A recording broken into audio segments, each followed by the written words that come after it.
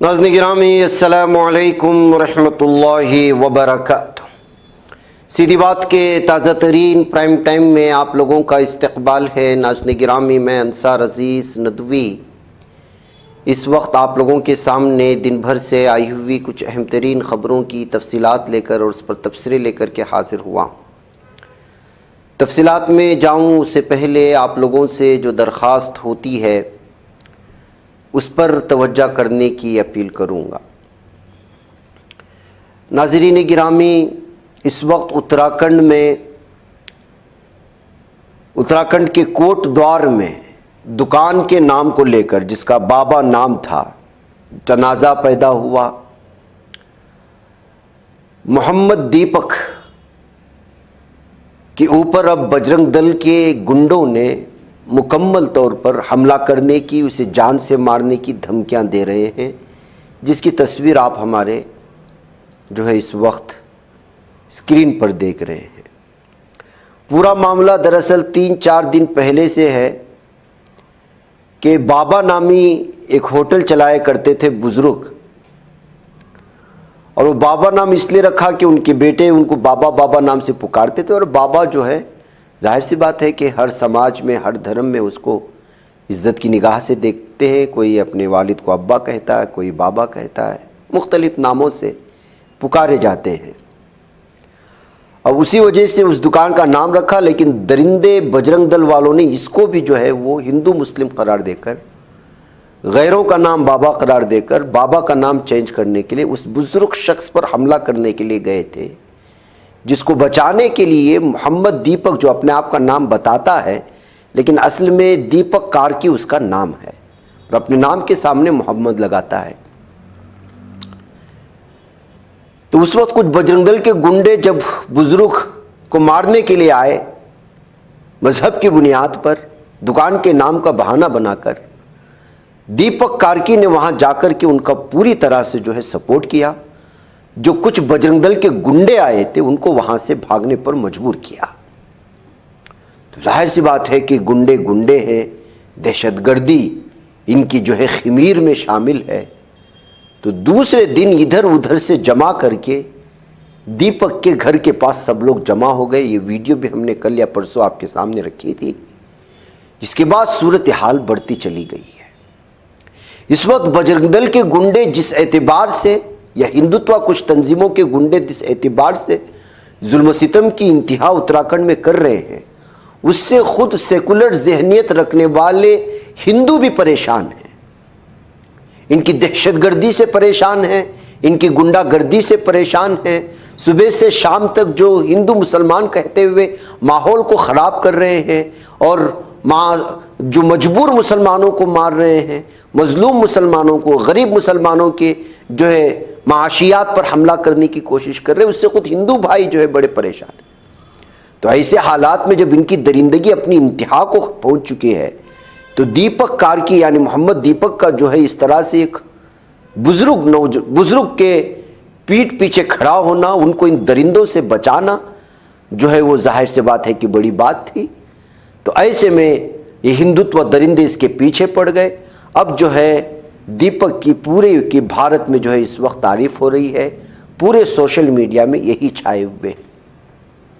जैसे कल के प्राइम टाइम में मैंने उस नौजवान की तस्वीर दिखाई थी जो नेपाल में एक मस्जिद पर हमला करने के लिए आए थे। हिंदुत्व दरिंदे 100 के करीब, उनका मुकाबला एक माजूर मुसलमान ने किस तरह से किया, उसी तरह दीपक कुमार भी इस वक्त हीरो बने हुए हैं। यहाँ तक कि कांग्रेस रहनुमा राहुल गांधी ने भी इस वाक़े के बाद दीपक की खुलकर तारीफ की है। राहुल गांधी ने अपने बयान में कहा था कि दीपक नफरत के माहौल में आईन और इंसानियत के साथ खड़े नजर आए और वो सेकुलर अक़दार की अलामत हैं।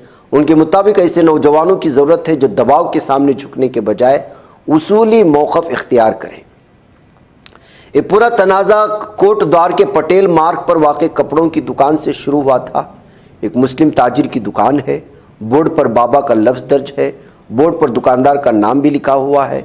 इसके बावजूद दरिंदों ने और बजरंग दल के गुंडों ने ये सारा मामला जो है उठाया था।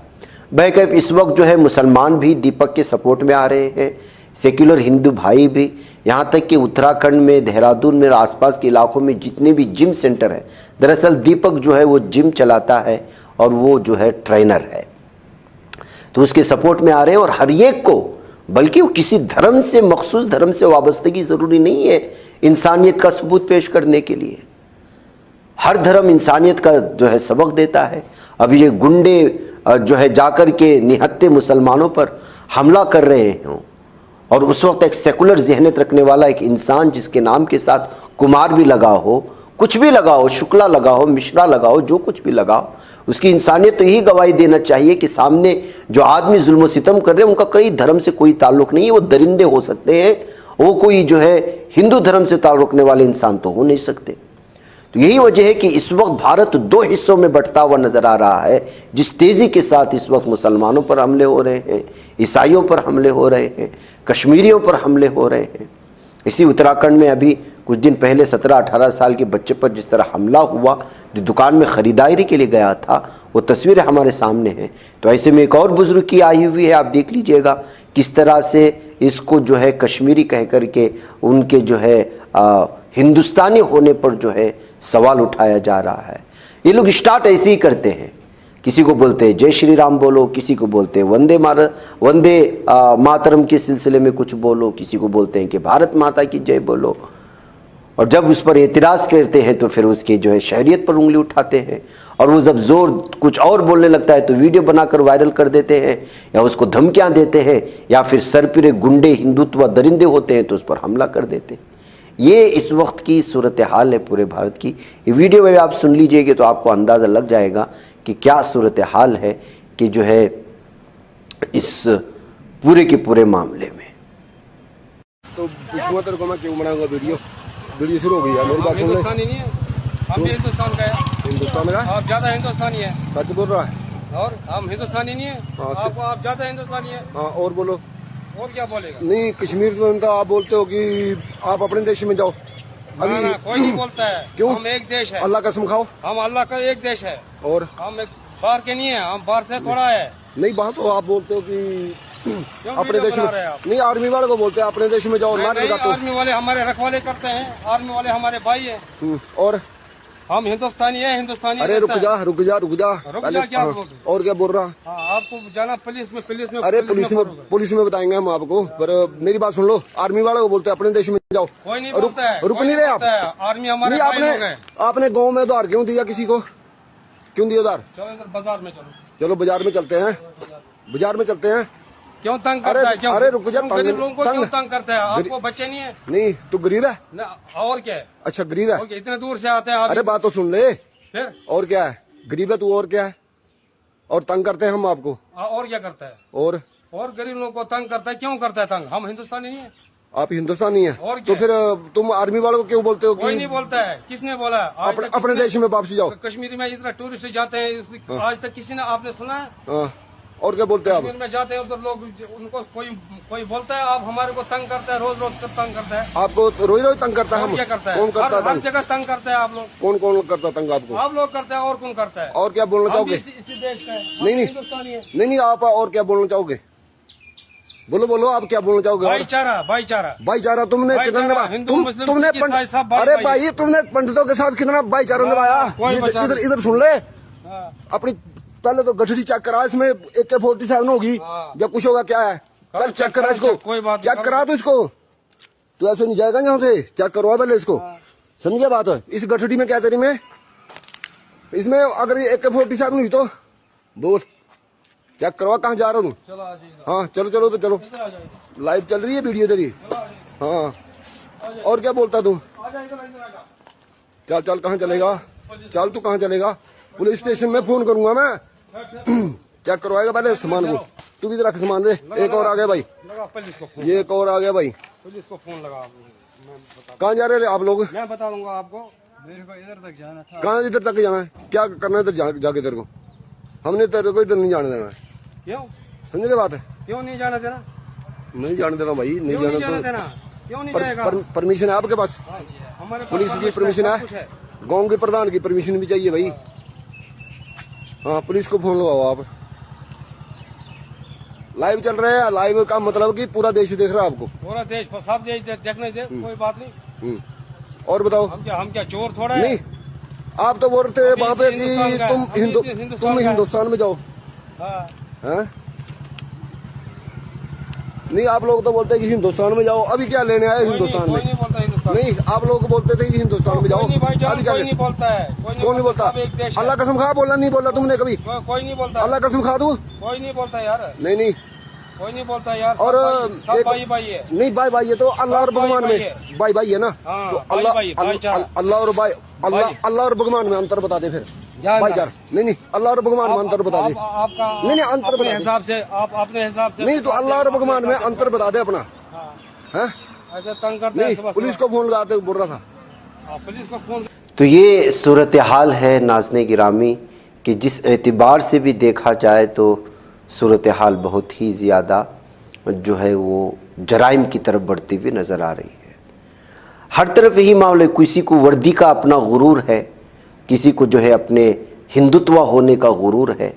अब देखिएगा, ये जो वीडियो इस वक्त आ रही है, दिल्ली पुलिस कांस्टेबल तरुण कुमार, उसने जो है एक गाड़ी को रुकवाया चेकिंग के नाम पर और जो है उसके साथ गाली गलौज कर रहा है, उस पर हमले किए गए।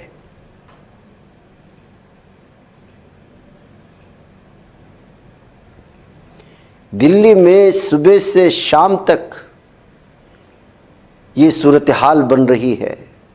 पुलिस अपनी वर्दी का रौब दिखा रही है, किसी को जो है ट्रैफिक के नाम पर हमला कर देती है, किसी को अलग एतबार से। देखिए, इसने वीडियो बना करके डाला है। क्राइम अपने हद को पहुंच रही है। इस नौजवान पर हमला करने के बाद जहां पर ये वीडियो इस वक्त दिल्ली पुलिस को मुख्तलिफ किस्म की तबसरे करके शेयर कर रही है, तो देखिए नोएडा के रास्ते में किस तरह से एक फैमिली एक कार में जा रही थी, दूसरा शख्स जो है दूसरे कार से छेड़खानी कर रहा है। ये असल में नाज़रीन गिरामी ज़मीनी सतह की वो हक़ाइक़ हैं जिन हक़ाइक़ पर कोई भी बोलने को तैयार नहीं है, और ये पूरे समाज को इस वक्त जो है बहुत ही ज़्यादा इंटॉलरेंस की तरफ मजबूर कर रहा है।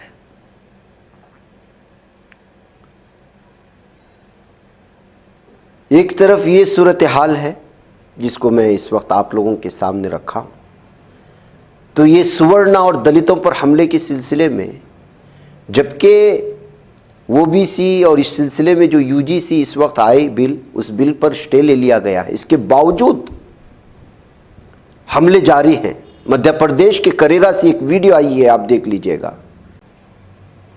सुवर्ण आर्मी ऑर्गेनाइजेशन, ये वीडियो जो देख रहे हैं, इन्होंने जो है बंद का ऐलान किया, और जाहिर सी बात है कि कुछ लोग दुकानें खोले हुए थे, उनके दुकानों में घुसे, उन पर हमला किया, उनकी दुकानों में तोड़ फोड़ मचाया, और बताया जा रहा है कि अपर कास्ट वालों ने ओबीसी कम्युनिटी के दुकानों को जो है नुकसान पहुंचाया है और दरिंदगी की अपनी इंतहा कर दी। अब आप इनको कुछ बोलेंगे, अब आप इन पर ऑब्जेक्शन करेंगे, अब आप इनके खिलाफ मामला दर्ज करने को बताएंगे, तो सूरत हाल कैसे बनेगी आप देख लीजिएगा। इनके ऊपर तो बनेगी नहीं, अलबत्ता जो उनको रोकने की कोशिश करेंगे उन पर जो है केस बन करके पुलिस बंद कर देगी पुलिस थाने में।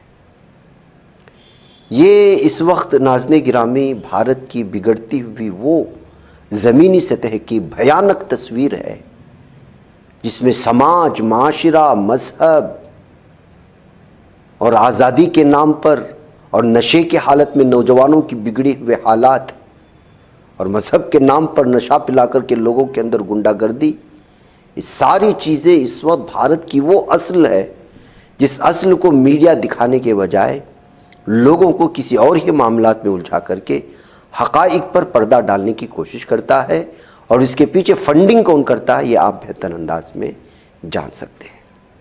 यही वजह है कि इन तमाम चीज़ों को लेकर के इस वक्त जो है अलग अलग तरह की जो है तफसीलात और अलग अलग के तरफ से इस वक्त सोशल मीडिया में देखने और पढ़ने को मिल रहे हैं।